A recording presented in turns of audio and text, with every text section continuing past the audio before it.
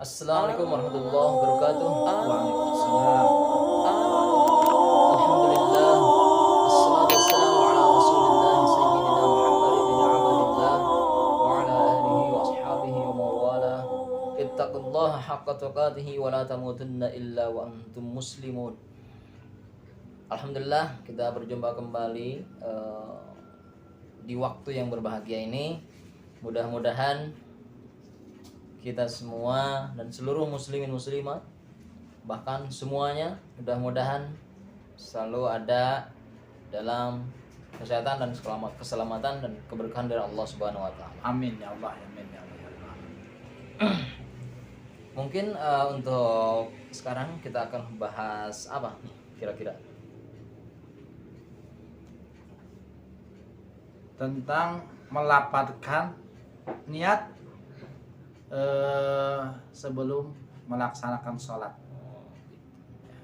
Sebab banyak yang bertanya ya gitu, apa sih hukumnya melapatkan niat sebelum melaksanakan sholat? Seperti kan kebanyakan orang suka melapatkan dulu. Jadi modelnya usolli fardhu dhuhri arba rakaat mustaqbilal qiblati adaan lillahi taala. Allahu akbar. Gitu ya. Nah, apakah melapatkan itu termasuk niat atau ngajam? Gitu. Jadi pertanyaannya termasuk niat atau ngajam? Gitu. Kalau niat berarti pas takbirnya gak usah niat lagi. Kalau ngajam berarti pas takbirnya ngajam. Sekarang mau jawaban yang pasti untuk semua yang bertanya-tanya mungkin gitu. Ada yang udah punya jawaban masing-masing, termasuk dari guru-gurunya masing-masing. Ada juga yang menunggu jawaban ini.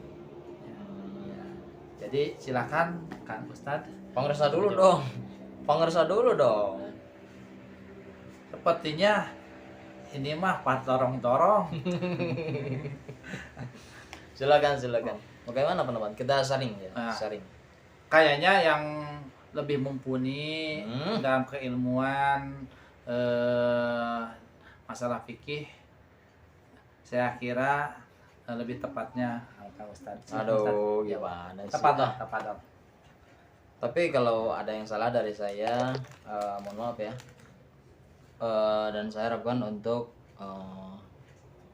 pembetulannya dari Pangarsa. Percaya dah. Talafut bin Ney ya, atau melafalkan niat ya.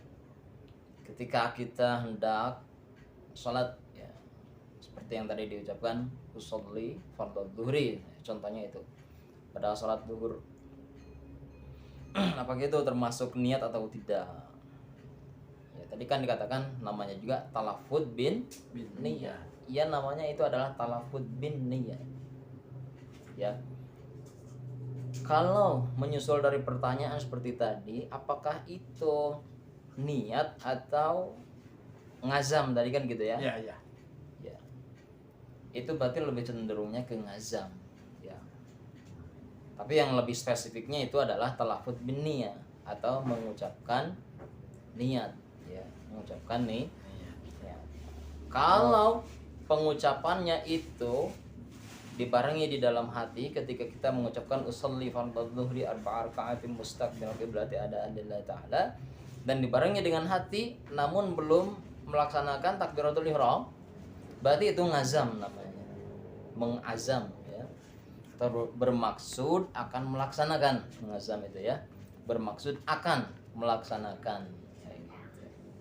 Berarti kita belum memulai pekerjaan tersebut ya, belum memulai sholat.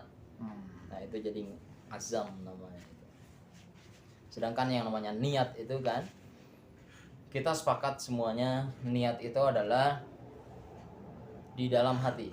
Tempatnya niat itu di dalam hati, yaitu ketika kita takbiratul ihram, dan itu disunatkan untuk mengangkat tangan ya. Jadi Allah. Nah, ketika Allah ini kita di dalam hati itu berniat ya. Berniat.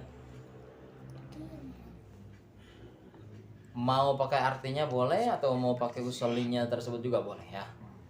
Di dalam hati juga dibarengi ketika kita mengucapkan Allah, di dalam hati juga mengucapkan saya berniat sholat fardu zuhur dan seterusnya. Hu akbar gitu. Ya, itu namanya niat, karena niat itu qasdus syai'i muqtaranan bi fi'lihi ya. Bermaksud melaksanakan sesuatu dan disertai dengan pelaksananya. Ya gitu. Gimana menurut pandangan pangersa mengenai hal ini? Ya mungkin penjelasan Kang Ustadz udah cukup kayaknya gitu ya. Nambah sedikit gitu ya. Boleh dong. Ya soal ngajam dan juga niat ini. Jadi dua-duanya juga memaksud ya, maksud sesuatu ya, tapi kalau ngajam belum dilaksanakan baru niat, baru itu aja gitu. Maksud ya. Kalau niat pas praknya takbiratul ihram, kalau ada sholat ya pas takbiratul ihram di dalam hati kita niat. Istimewanya Islam itu ya, kalau kita melakukan sesuatu, semua dia kita melakukan sholat gitu ya. Jadi antara pekerjaan hati dan badan kita menyatu. Kan semua dia barusan niat itu kan tempatnya dalam hati. Tempat dalam hati mulainya yaitu sewaktu kita melakukan satu sujud dalam fardu tersebut. Kalau sholat pas takbiratul ihram, tangan ngangkat ya, mulut ngucapin Allahu Akbar kan, hati niat. Jadi 3 elemen bersatu gitu. Bagaimana ketika khusyuk gitu. Terus lagi pasti akan ada pertanyaan, lantas bagaimana nih hukum dari talafud bin niyat? Pada dasarnya hukum dari talafud bin niyat itu hukum dasarnya adalah sunnah ya. Jadi secara bakunya adalah sunnah ya. Dan bisa itu yang sunnah ini dapat menjadi berbagai hukum gitu ya. Kemudian ada yang harus ada di dalam niat ya, di dalam niat ketika kita sholat ya, terutama sholat fardu ya. Sholat fardu pertama harus ada qasdul fi'li, bermaksud untuk melakukan ya. Kalau di dalam sholat yang dia namanya qasdul fi'li atau bermaksud melakukan adalah yang usollinya itu ya. Atau saya berniat untuk sholat ya, itu maksud untuk berbuat sholat ya, melakukan sholat. Kemudian yang harus ada lagi adalah ta'yinnya. Ta'yin. Kita tentukan ya, ta'yin itu menentukan ini sholatnya sholat apa ya. Sedangkan ada sholat fardu zuhur, sholat zuhurnya ya, nama zuhurnya ada, harus ada. Kemudian ada juga fardiyah. Fardiyah itu adalah ucapan dari fardhonya itu. Usolli fardho zuhri. Nah, 3 perkara itu wajib ada ketika kita niat ya, gitu ya. Dan yang 3 ini adalah sesuatu yang pokoknya. Yang lainnya arba'a raka'atin itu sunnah. Ya. Mustaqbil kiblati adaan itu sunnah. Ya, kalau kita jadi makmum ucapkan di dalam hati ya. Katakan di dalam hatinya itu atau apa namanya? Di dalam hati kita ada makmumannya. Saya berniat bermakmum. Ketika kita takbiratul ihram, Allah, cukup dengan di dalam hati itu usolli fardhu zuhri makmuman hu akbar. Cukup seperti itu. Atau dalam bahasa Indonesianya, ketika kita takbiratul ihram, Allah ya, saya berniat sholat fardu zuhur menjadi makmum hu akbar, seperti itu ya. Itu mungkin hanya tambahan saja. Namun sebenarnya banyak sekali permasalahan yang di dalam hal ini sebenarnya.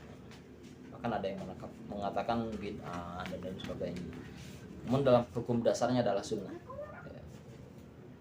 Karena mengucapkan atau melafalkan niat itu membantu hati untuk berniat, ya, seperti itu yang tadi sudah dipaparkan oleh Pangersa, ya.